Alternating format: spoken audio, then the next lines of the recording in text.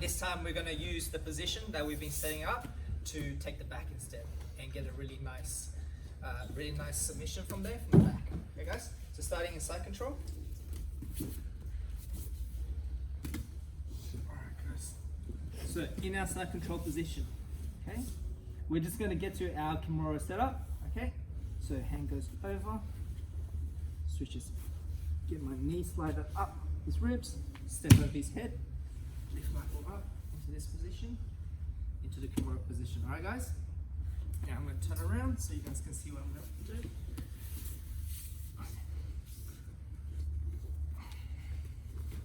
Okay, so everyone knows how to get to this position now, yeah?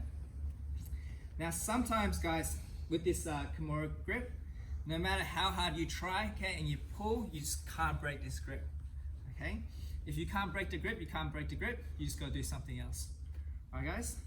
But if you can't finish the Kimura from here, this is still a super dominant position, so we don't want to lose this position, alright? So we're just going to go to a alternate finish, alright guys? So the first thing I'm going to do is I'm going to open my hand like this, okay, like a high five, and then I'm going to press against his belly, okay? This is just holding his arm in place, so you can't pull this out, okay?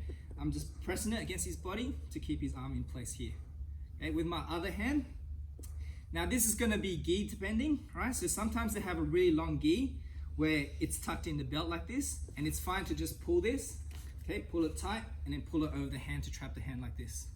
All right guys, everyone see what I'm doing? I'm just pulling his lapel down here, passing it to my other hand to trap his arm. Okay guys? Now sometimes the gi is like short, okay? So you can't really pull it over his hand. So what you're gonna do is you're just gonna pull the material out of the belt, okay? So you have a nice bit of lapel here, pass it to your hand, lock his hand in. All right guys? Now once you have his arm trapped, now's a good time to start taking his back from here guys, okay? So from here, there's lots of different variations you can use, okay? So I'm just gonna show you one. Now, if they're not like fighting super hard and I can take my time here, I'm gonna really just start setting up my choke right away. I'm gonna grab his close side lapel here, right? I'm just gonna grab it like this.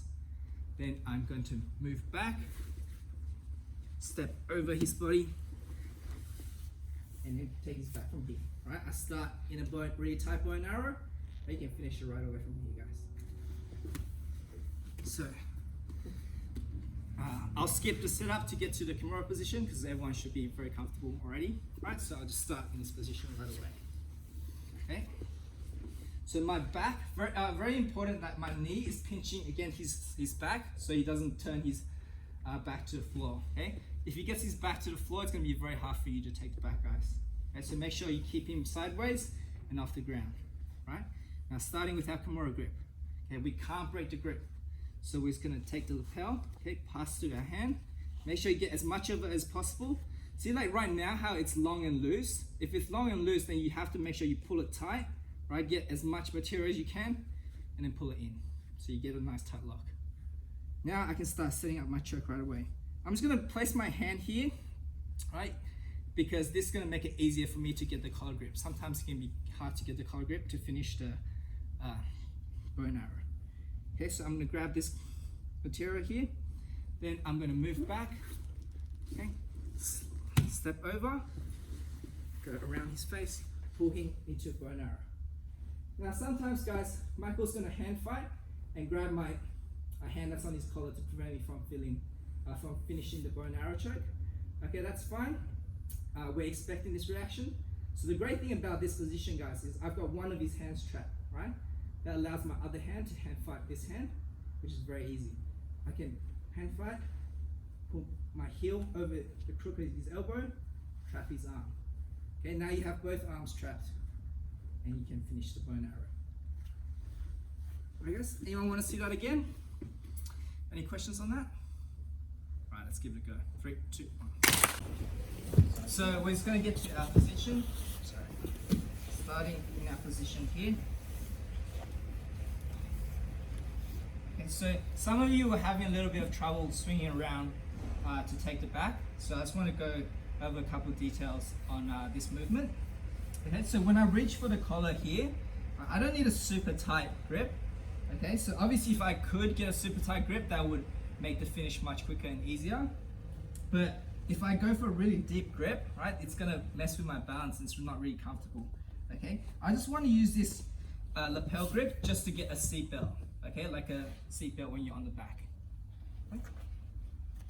So once I have this, guys, okay, I'm gonna put my other knee down on the floor. Okay. Here. Okay. I'm gonna put it on the floor and I'm gonna pinch both my knees together. Alright, guys? And then I'm gonna take this leg, okay, out, and then I need to loop my arm around his neck like this. Okay, like a seatbelt when you're taking the back, guys. So from here, guys, when I pull my knees down, I need to pinch so he doesn't get his back to the floor. Okay, I'm only doing this for a brief moment.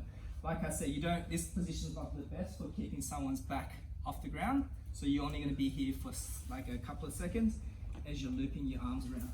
You're going to take your leg out, loop your arm around his head like this, like a seatbelt, and then you can step over, take his back. Okay, and if you can't fight, push this down. Yeah. Get back up again.